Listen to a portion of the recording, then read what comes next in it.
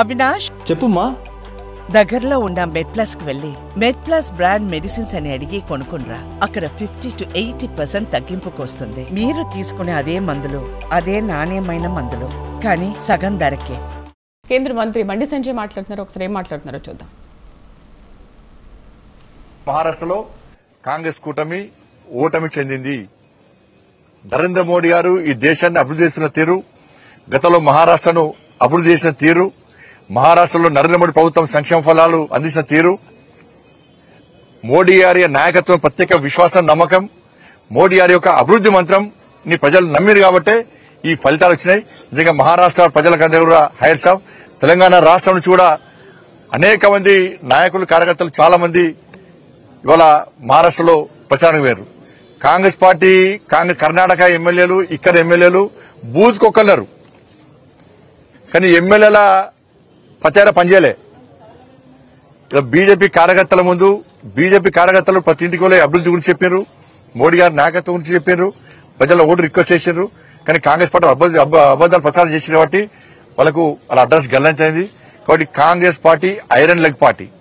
ఇక పార్టీతో ఎవ్వరు ఉండరు. ఇక ఐఎన్డీఏ చీలిపోవడం ఖాయం, ఐఎన్డీఏ కూలిపోవడం ఖాయం. దాన్ని ఎవరు పట్టించుకోరు. ఐరన్ లెగ్ పార్టీతో ఉండేటువంటి ప్రయత్నం ఎవరు చేయరు. కానీ తెలంగాణ ప్రభుత్వం కూడా ఇదే గతి పట్టబోతున్నది. తెలంగాణ రాష్ట్ర ప్రభుత్వాన్ని కూడా కాంగ్రెస్ పార్టీ ప్రభుత్వానికి ఇదే గతి పట్టబోతున్నది. మీరు హామీలు ఇచ్చి ఇలా ఏ ఒక్క హామీని నెరవేర్చే ప్రయత్నం చేయలే. ఇలా ఉల్టా రాష్ట్ర ముఖ్యమంత్రి తెలంగాణ నిష్పెట్టుకుని అక్కడ ప్రచారం చేశారు. కాంగ్రెస్ పార్టీ మంత్రులు ప్రచారం చేశారు. 2,500 రూపాయలు ఎంతమంది మహిళలకు ఇచ్చారో మహారాష్ట్రలో చెప్పలేకపోయారు. మేము పోయి చెప్పినాం. కాంగ్రెస్ పార్టీ మోస్తాలని కూడా చెప్పినాం. మేము పోయి కిషన్ రెడ్డి గారు వేరు, నేను వేరా, ఇంకా చాలా మంది నాయకులు పోయి వాస్తవ విషయాలు చెప్పినాం. తెలుగు వాళ్ళందరినీ కలిసాం, తెలుగు వాళ్ళందరికీ కూడా విషయాలు చెప్పినాం. వాళ్ళు వాస్తవ విషయాలు గ్రహించారు. కాబట్టి కాంగ్రెస్ పార్టీ తెలంగాణ రాష్ట్ర ప్రభుత్వం, తెలంగాణ రాష్ట్రంలో కాంగ్రెస్ పార్టీ ప్రభుత్వం మీరు ఇచ్చిన హామీలు నెరవేర్చారా? లేకుంటే మహారాష్ట్ర ప్రజలు ఏ విధంగా తిరగబడుతున్నారో తెలంగాణ రాష్ట్రంలో కూడా ఈ తెలంగాణలోని కాంగ్రెస్ పార్టీ ప్రభుత్వం మీద తిరగబడే రోజులు అతి తక్కువ సమయంలో రాబోతున్నాయి. 2,500 రూపాయలు ఎంతమంది మహిళలకు ఇచ్చారు, ఎంతమందికి తులం బంగారం ఇచ్చారు, ఎంతమంది స్కూటీలు ఇచ్చారు? వ్యవసాయ శాఖ మంత్రి చెప్పినట్లుగా ఇంకా 22 లక్షల మందికి ఎప్పుడు రుణమాఫీ చేస్తారు? రైతు భరోసా ఎప్పుడు ఇస్తారు? రైతు కూలీలకు 12,000 రూపాయలు ఎప్పుడు ఇస్తారు? 500 రూపాయల బోనస్ ఇంకా ఎప్పుడు అకౌంట్లు వేస్తారు? కొనుగోలు విషయంలో రైతులను వంచినందుకు క్షమాపణలు ఎప్పుడు చెప్తారు? 2 లక్షల ఉద్యోగాలను వెంటనే భర్తీ చేస్తున్నారు, ఎప్పుడు భర్తీ చేస్తారు?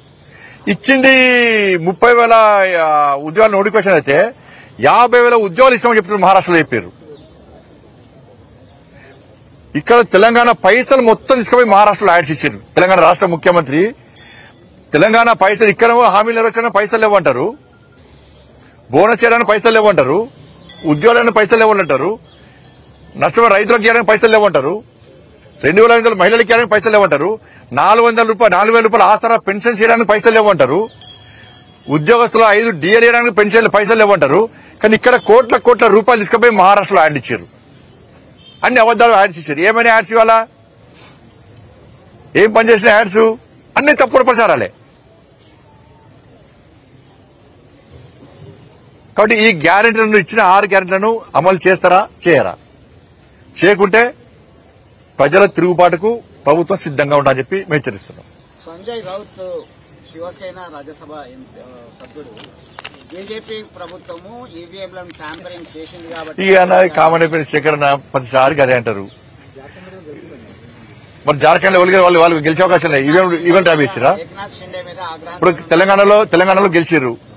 తెలంగాణ వాళ్ళ ప్రభుత్వం వచ్చింది కదా, కర్ణాటకలో ప్రభుత్వం వచ్చింది కదా, హిమాచల్లో ప్రభుత్వాలు ఉన్నాయి కదా.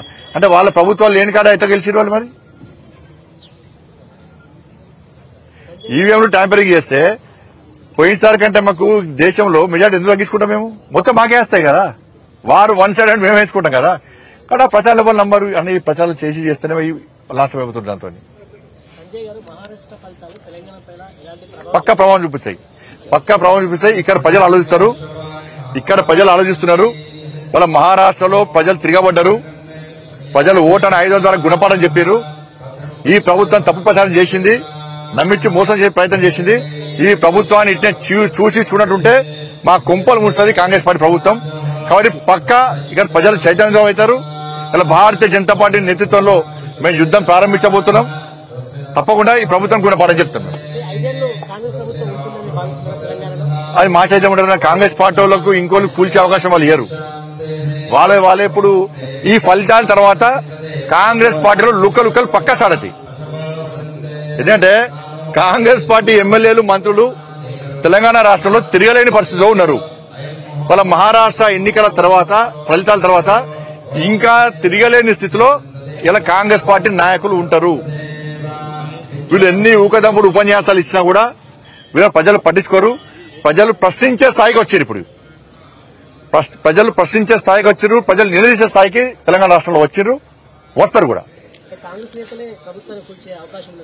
లుకలు స్టార్ట్ అయితే గ్యారంటీ. మహారాష్ట్ర ఫలితాల తర్వాత ఇక ఏం చేస్తారు? ఇక ప్రజలు తిరగలేని పరిస్థితిలో ఆది నాయకత్వం మీద వాళ్ళు ఒత్తిడి తీసుకొస్తారు, ప్రశ్నిస్తారు. కాబట్టి దాన్ని ఏదైనా జరగచ్చు. మేము కూలాలని మేము అనుకుంటలేం.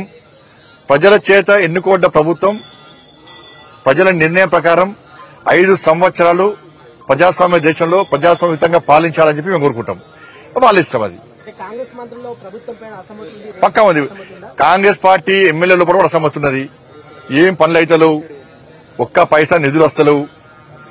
పోయి 6 గ్యారెంటీల మీద ప్రజలు నిలదీస్తున్నారు, 7 పైన కూడా ప్రశ్నిస్తున్నారు. మేము తిరగలేని పరిస్థితిలో ఉన్నాం, మా పరిస్థితి ఏంది అని వాళ్ళు ఆత్మ విమర్శ చేసుకునే స్థితిలో కాంగ్రెస్ పార్టీ నాయకులు నడికారు. ఇక్కడ ఇప్పుడు నేను అదే కులగణన విషయాలు చెప్పింది, అనేక విషయాలు చెప్పింది అండి.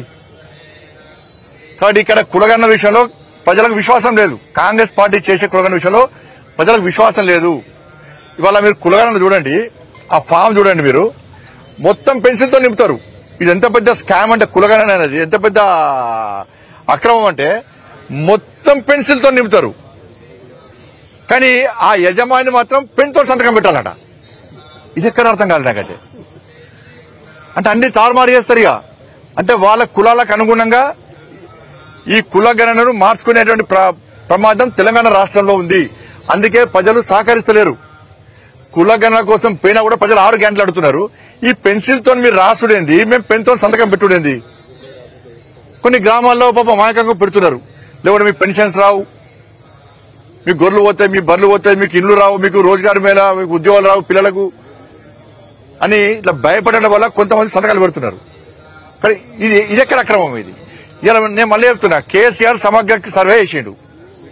మొత్తం రిపోర్ట్ కేసీఆర్ దగ్గర ఉన్నది. కేసీఆర్ దగ్గర నుంచి ఆ రిపోర్ట్ ఎందుకు తీసుకుంటలేదు కాంగ్రెస్ పార్టీ ప్రభుత్వం? వీళ్ళలో ఒకరి కేసీఆర్ అంటే చేసుకున్న పొట్టు సమగ్ర సర్వే పేరు మీద పైసలు చంపాను నేను. కాబట్టి మీకు కూడా ఈ అవకాశం, మీరు కూడా కులగణన పేరు మీద పొట్టు పైసలు చంపుకోవచ్చు, ఆ ఖర్చు మీరు జేబులు నింపుకోవచ్చు అని చెప్పి కేసీఆర్ సలహా మేరకే ఇది చేస్తున్నారు వీళ్ళు. ఇప్పుడు కేసీఆర్ సమగ్ర సర్వే కోట్ల రూపాయలు ఖర్చు, 1000 కోట్ల రూపాయలు ఖర్చు పెట్టిండు. ఆయన రిపోర్ట్ ఇవ్వకుంటే ఏం చేయాలి? కేసీఆర్ ఆస్తులు జప్తు చేయాలి. కేసీఆర్ దగ్గర నుంచి పైసలు వసూలు చేయాలి, రికవర్ చేయాలి. ప్రజల పైసలు అవి. నువ్వు సమగ్ర సర్వేని అయ్య కోసం చేసుకున్నావా, తాత కోసం చేసుకున్నావా, ఇంటి కోసం చేసుకున్నావా? పైసలు వరి ప్రజాధనం అది. నువ్వు ప్రజాధనంతో సమగ్ర సర్వే చేసి నువ్వు రిపోర్ట్ ఇవ్వకుండా సంకలం పెట్టుకుని ఫామ్ హౌస్ అంటే ఎవరి కోసం అది? కాబట్టి రికవరీ చేయాలి. అయితే రిపోర్ట్ ఇస్తావా, అయితే పైసలు కడతావా? ధన్యవాదాలు.